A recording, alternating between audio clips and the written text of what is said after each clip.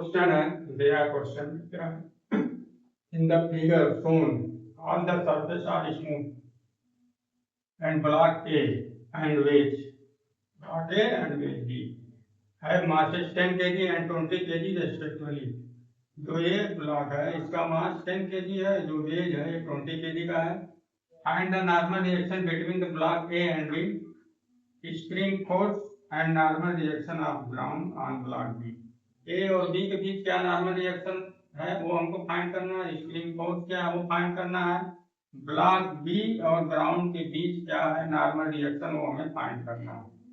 सबसे पहले हम इसका नॉर्मल रिएक्शन निकाल लें, ए का नॉर्मल रिएक्शन। ए ब्लॉक ऐसे रखा गया है,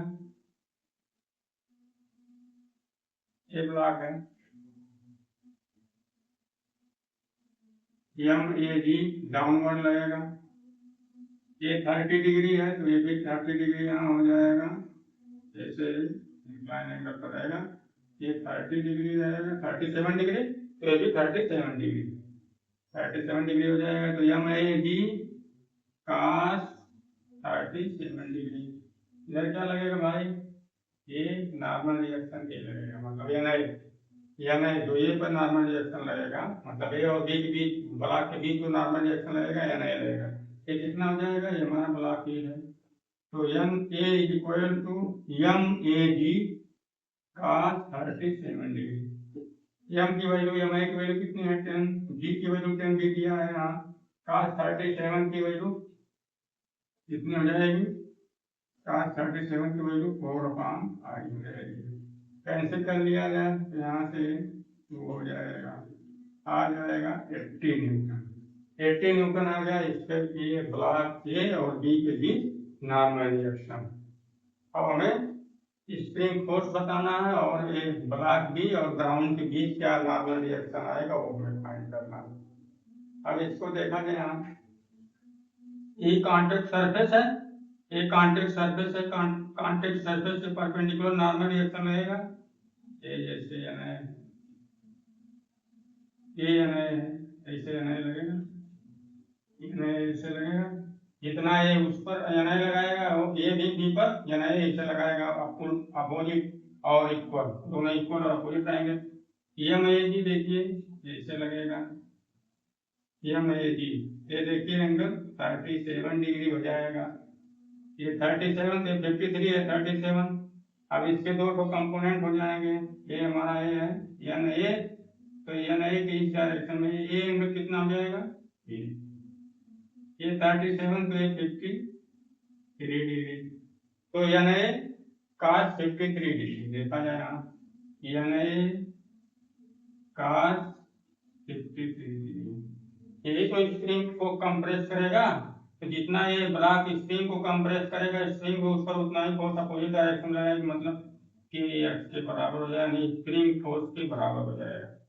तो हमारा एन ए कितना आ जाएगा, N A cos 53, N A cos 53 equal to K X, यही स्प्रिंग फोर्स है या फिर एन ए हम निकाल चुके हैं 80 न्यूटन है, cos 53 की वैल्यू 3/5, ये के एक्स यहाँ से कैंसिल हो जाएगा, 16 इंटू 3 के एक्स, तो के एक्स हमारा कितना आ जाएगा 48 न्यूटन, 48 न्यूटन आ गया स्प्रिंग फोर्स।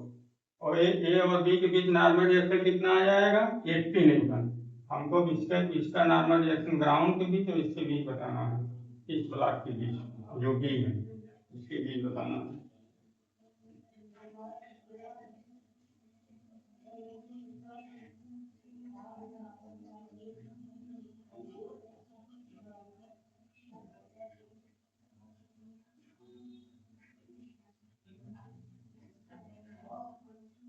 ये हमारा हो गया ब्लॉक बी,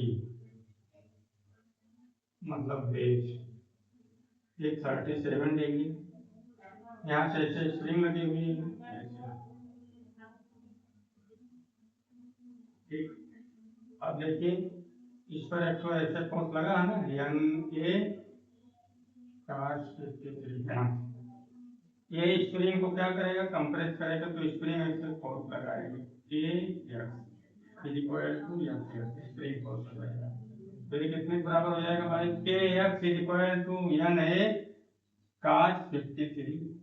ये तो स्प्रिंग फोर्स है, एन ए हम फाइंड कर चुके हैं 80 न्यूटन है, 80 इंटू काश 53 3/5, यहाँ 16 आ जाएगा, 16 इंटू 3 48 न्यूटन, ये आ गया।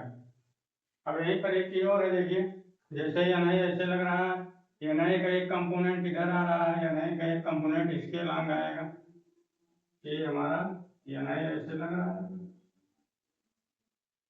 ये एन ए इस पर भी लग रहा है, ब्लॉक ए पर भी, ब्लॉक ए पर भी लगेगा। ये एंगल कितना है भाई, ये एंगल हमारा कितना है 37 डिग्री, ये एंगल 37 डिग्री है।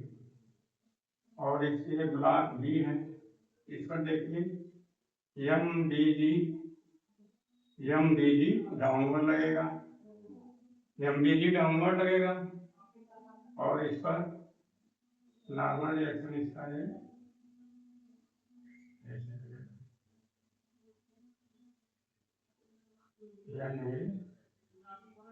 एन बी लगेगा, एन बी ऐसे लग गया, एम बी जी नीचे लग गया, और एन ए काश 37 डिग्री ए बी डाउनवर्ड लगेगा।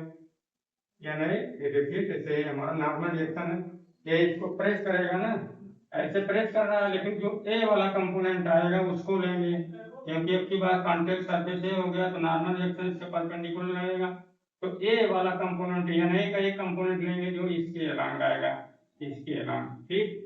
तो अब की बार हम भी हमको फाइंड करना है।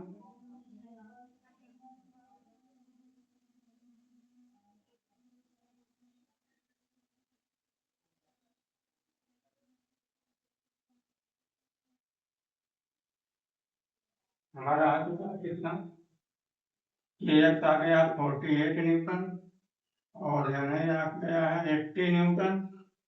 अब हमको फाइंड करना है ये वाले इस वाले ब्लॉक, ब्लॉक बी और ग्राउंड के बीच कितना नॉर्मल रिएक्शन लग रहा है, ये हमें फाइंड करना है।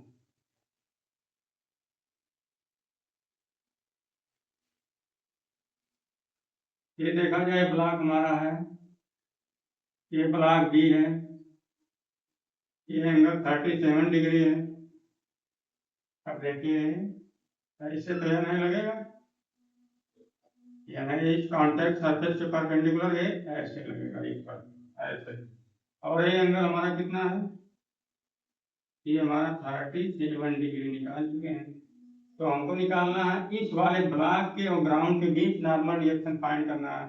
ये ब्लॉक बी है, फिर इस पर एम बी जी डाउनवर्ड लगेगा, और इस पर ये नॉर्मल ऐसे लगेगा, कॉन्टेक्ट सरफेस से परपेंडिकुलर, ये कॉन्टेक्ट सरफेस हो गया ना एम बी। और देखिए ये भी इसको प्रेस करेगा, जो नॉर्मल रिएक्शन ऐसे लग रहा है, तो ये जो ए वाला कंपोनेंट रहेगा इसको ऐसे प्रेस करेगा, ये वाला लेंगे, तो ये वाला लेंगे तो देखिए ये कितना हो जाएगा भाई, एन ए कॉस 37 डिग्री, ये ब्लॉक बी, इसका भी एफडी बन गया। अब से इक्वेशन फाइंड करना है, तो एन बी कितना हो जाएगा, N B is equal to M B G plus N A cos 37 degree. N B find कर लिया यहाँ से, एन बी फाइंड कर लिया जाए, एन बी आ जाएगा हमारा एम बी कितना भाई 20 है, बी कितना है 10 है, प्लस एन आई कितना है 80 न्यूटन, हम निकाल चुके हैं पहले से। cos 37 की वैल्यू कितनी हो जाएगी, cos 37 की वैल्यू 4/5 हो जाएगी। अब यहाँ से हो जाएगा 200, यहाँ से 16 हो जाएगा, 16 4 जा हो जाएगा 64, आ जाएगा 264 न्यूटन। हमारा फाइनल आंसर आ गया कितना कितना, आंसर हमारा आ गया